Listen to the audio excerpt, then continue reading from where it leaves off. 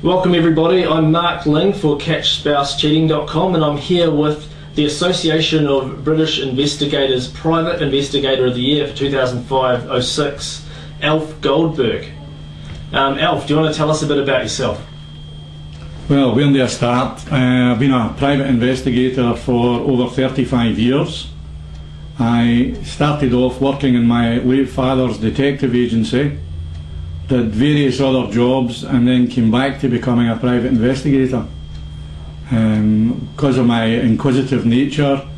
Okay, in your time you've caught a lot of cheating spouses and you're here to give us a bit of information so that people can know whether or not getting a private investigator is right for them, and also whether or not their suspicions seem like it's likely that their spouses are cheating.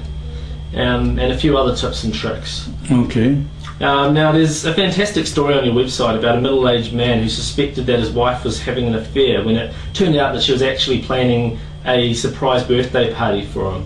How often do you get to deliver that kind of news? Well, not enough, unfortunately, because 9 times out of 10 the parties who come and see me, be it the husband or the wife, or indeed now more, we're getting people who are not even married yet.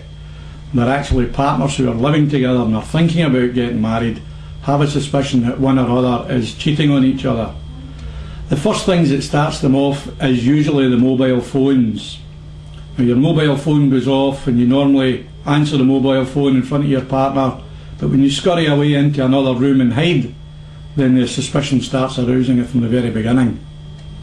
The other thing is when the partner takes the mobile phone up the stairs with them, they start receiving phone calls at 1 o'clock, 2 o'clock in the morning, totally out of the ordinary, text messages being sent, and they're virtually having virtually taking the camera, taking their mobile phones and sleeping with them under their pillows.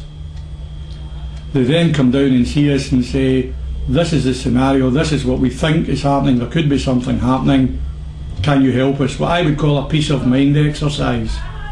Rather than getting into the stages of immediately we want a divorce, let's solve the problem first. Let's see if we can get the people to find out exactly what is happening, and if it is happening, if the wife or the husband or the partners then can confront each other and say, there's the evidence, now do we put it behind us and we get back together again? Because really, I'm not in the divorce business as such. I would far rather a couple who have been together for 10 years, 15 years, 30 years even, can solve this silly problem and get back together and living as husband and wife again. It upsets the families, it upsets their children if they have any, and it also prevents a marriage taking place that should maybe never have taken place, or even starting to take place in the first place. Yeah, that's a really good point that you raise about you know, what you're saying about people like finding out doesn't necessarily mean it's the end of your marriage, although that'll depend on the circumstances and the kind of person you are. And sometimes you might even, I guess you might find out, like you say, 1 in 10 times you find out that they're not actually cheating. So that's good peace of mind as well. Peace of mind is an awful lot of, you know, very, very important for people to have peace of mind. Because you sit at home worrying about, is it happening, is it not happening, how do I solve it, how do I find a private investigator? And that's when we built up the website. Well, when people come to you for help in confirming their suspicions, what kind of evidence are they looking for, and what are the most common signs that somebody's cheating?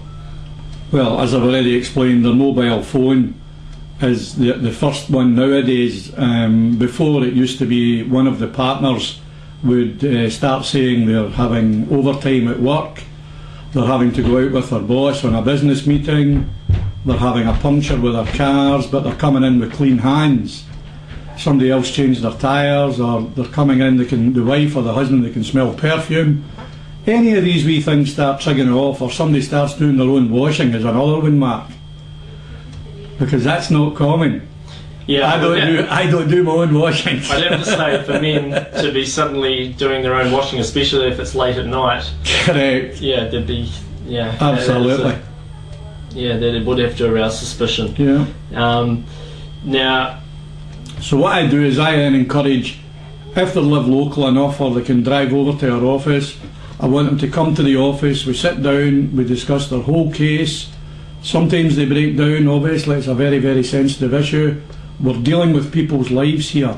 It's done on a very, very professional basis, and a one-to-one. It's totally goes absolutely nowhere. Confidentiality is first class, cannot beat that. So the people have got to trust me. I've then got to put their trust into me. So I'm like a surgeon. Their life's in my hands, because at the end of the day I'm going to change their life. Could be for the rest of their lives. They could end up having to sell their house, get divorced and start a whole new life. So it's done very, very carefully. No, that's fantastic. Alright, now you're based in Edinburgh, Scotland, but if people contact you, then am I right in saying that you're the man to go to no matter where they live in the world? If they contact you, you have contacts pretty much everywhere in the world. Like you can, if somebody happens to live somewhere in the United States, if they happen to live in Australia, New Zealand, the United Kingdom, anywhere else. Absolutely anywhere in the world, Mark. They contact you, they can talk to you personally. And I can give them recommendations of who I would recommend as private investigators who are accredited. Yeah, because it's very important that they go through somebody, I mean, it's much better to go through somebody like you and use someone that's accredited than somebody that's just starting their business or something. Correct. At the moment, a private anybody can call themselves a private investigator, because in UK we are not licensed. In other parts of the world they are fully licensed and they can't operate without a license. We are in the process of moving into that area, and I welcome that, because that then takes the cowboy off the street and only licensed investigators can then do the job. They have the competency to do the job. Somebody comes in and they've got to pay me their hard-earned money that they've worked for. They've got to trust me. The same way if they come to me and say, can I have somebody in America, I can then give them somebody who's accredited in America. My good friend and colleague Ronnie McQuilter's in New Zealand, right on your doorstep. That's the recommendations, and you can't beat a personal recommendation rather than guesswork out of a book, and that's why I want people to come to the office as well. Alright, now and the office is based in Glasgow. Sorry, I got the wrong address there when I said Edinburgh. Although we have a satellite office in Edinburgh, also in Dundee. We cover the whole of Scotland locally.